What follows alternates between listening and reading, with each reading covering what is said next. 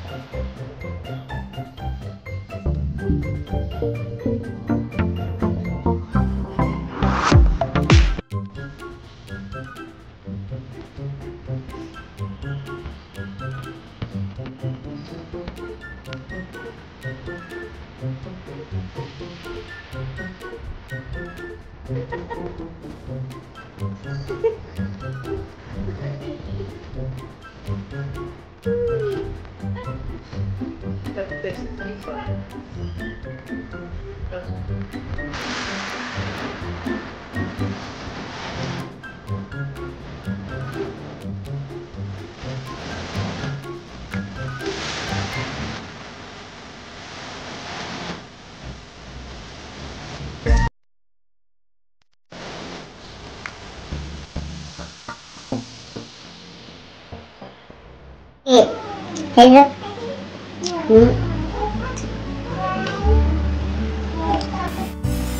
Principal, let's eat.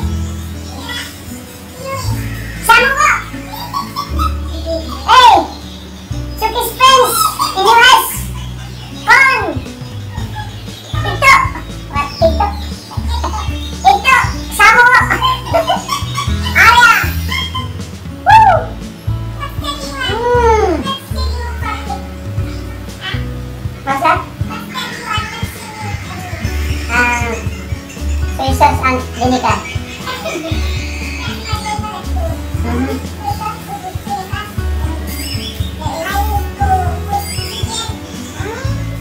Okay, here, look. This is what we call breadfruit, pounded breadfruit in tube. So my friends in Philippines, this is really nice, Okay. Chucky's friends in US, here, come on, come back here. This is what's this? Corn, see, look. Woo, amat. Ada.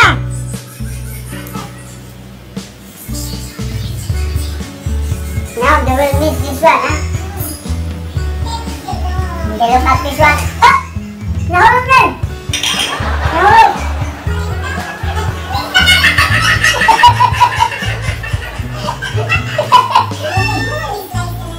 No, only five.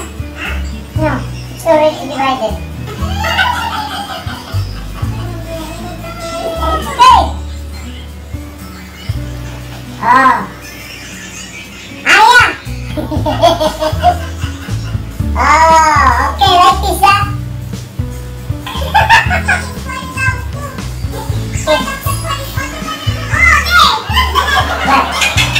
What's the name of? Oh!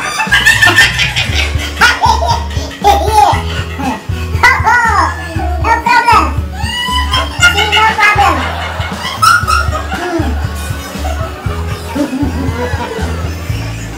What's that? What's the name of that? Brother of Ray? Saying Rum? Oh, Popon!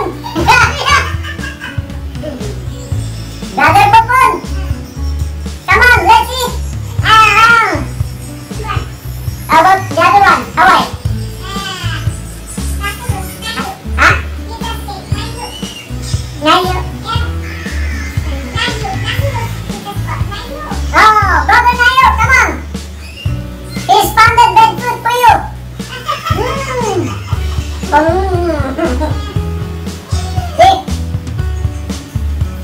Ubusin ko to mga guys, ubusin ko to. Ito yung pagkain ng Chukis.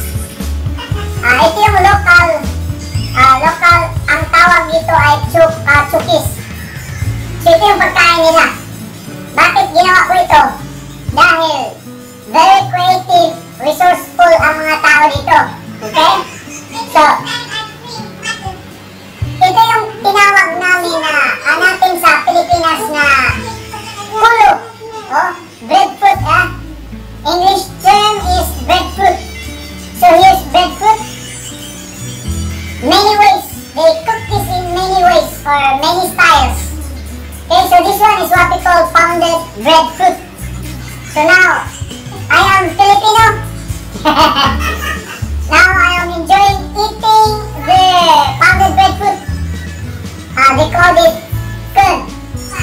So when you say, let's eat samwa, that's English term, samwa. English term is, let's eat, right? Okay. Filipino, kain na tayo. Okay mga kapatid kaibigan, kain na tayo. Ito, tingnan nyo. Ayan pounded to.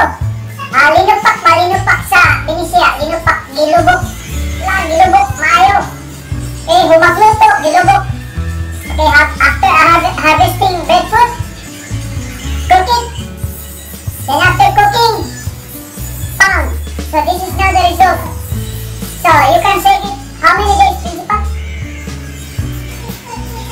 Huh? 3 days you can still eat that. And then they have another kind, that's what we call opos. I don't know, I wanna try to watch my video, next video. I want to try and experience eating that opos. So, Chukis in US, look, come on, let's eat.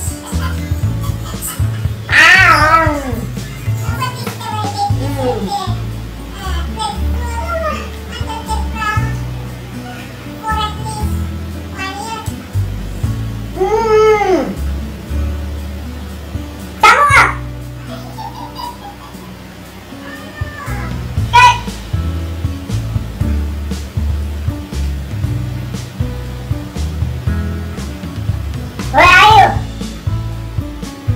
My friends? Oh, shout out to my friend. I don't know, I forgot the specific place or location. Pijak! Pijak, sama mo! Maybe you missed this, Pijak. Washington or where? Pijak, sama mo! Yeah, that's my friend from Bata. Okay, so if you see this video, come on guys. Woo!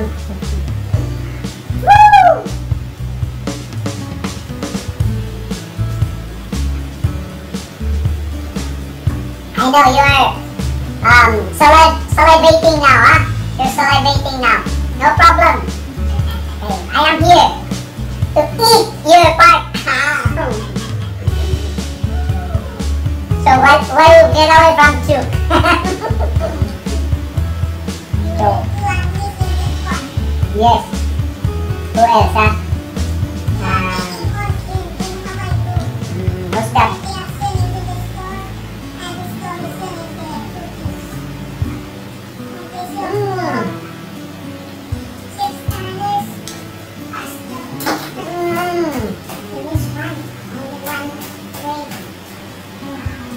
Only one section.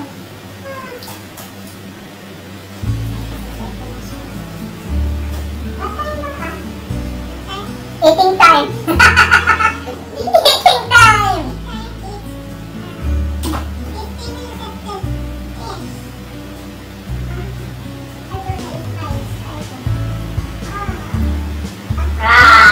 I'm full. That's all for tonight. So guys,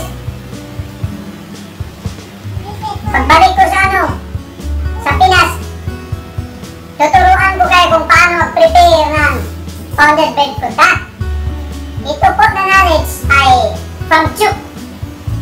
So I thank God, pinapasalamatan ko yung Panginoon dahil binigyan niya ako ng pagkakataon na mag-experience ito. So ito na. I know now how to prepare breadfruit. And I know now one technique to preserve breadfruit. 3 months to 4 months. Principal, right? Yeah, open. Yeah, 1 year. So, pag may tanim kayo na kulo, ano ba yun sa Tagalog yun? Yung breadfruit. Kulo. Ano ba yun? Iwan ko, i-research niyo dyan sa Pilipinas, no? Itong breadfruit na to ay can survive 1 year. Okay? So, pagkatapos ng harvest, may paraan kung paano i-preserve to, ilibing sa lupa, no? Okay, bury this to the, I don't know, I forgot, but I have detailed information about that. So, maminaw mo ya. Muna siya akong challenge. Shoutout guys sa 110 tribes in the Philippines. Kining knowledge, ako ning i-extend sa inyo. So kung na magkinaunsa na yung mga problema, isa ka to napagyapon, makakaon pagyapon ta. Okay? Pinagin ining breadfruit. So dagang kong naibalang diri, ang gitawag kong taro, palaw sa ato. Many ways to preserve that one. Makasurvive ka mga tribo. Okay, nas mga bukid-bukid. Tuluan ka mo. Labi na nining breadfruit. This is a forever. Forever, no? Forever lasting. Muhingong kaog. 50 katuig. Maura ni mong tanong, mabuhi na ka. Mga tao nini, maura ni tanong, buhi sa kani. Katungulay mga amigo mga nasgawas. Kanina ilang pagkaon. Okay? Na-experience yan ako na sa akong pamilya sa usa ka isla. So, mga kaigsunan nato ni Pinas, open lang ang utok. Open lang. Okay, so here, tuloy natin mga kapatid. Okay, to my friends, shout out sa inyo. 110 tribes in the Philippines, tudluan ka mo o kung saon pag-survive, pinahagi ni ining kulo. Okay? Kung saon pag-preserve aning kulo, nga maabot o kusa katuig. Okay, tandaan niyo na mga kapatid, kaibigan. Okay? Paano ko? Pamulakit siya ni, this is my project now. Shoutout para sa mga DNR.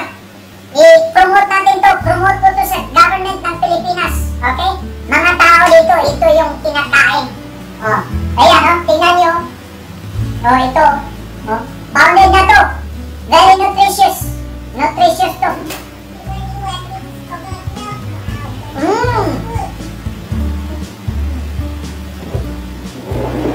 Yung una kong pagkain nito, medyo alanganin, no? Pero ngayon, wala na, sanay na. Okay?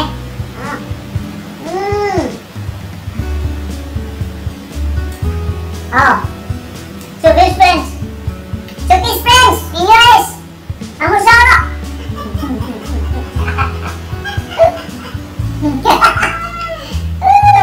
Musara, aya.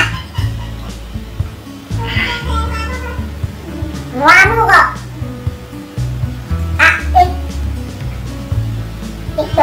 Itong, principal. My name Itong. Itong, Nogo. Seri. Ite. Your name is Itong. Okay. Sukis. Jerome, Jadi. Rumalong. Ite, Nogo. Seri, Paru, Wari. Me, Pata. Okay? Rumalong. Curara, Met. Muga.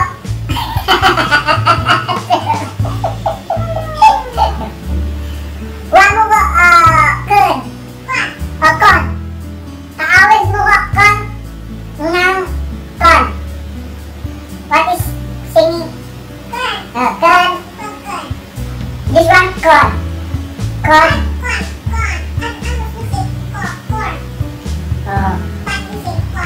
This one. Sing. Kon. Kon. Thank you very much, guys. So, until next time, subscribe to my channel Marami pa kayo makikita. Okay? Just follow my channel, and then you will experience and observe and see and of course watch my next videos. Ang puno. Okay? Pabig. Pen, jadi, pa. Medicine, jadi, cuki, tarik, warot, ngain full, warot, waris, kisau, cipot, cupingin, nisot. Okay? Oh, I'm not satisfied, guys. I still want to eat. Okay? Raja ka? Okay, here.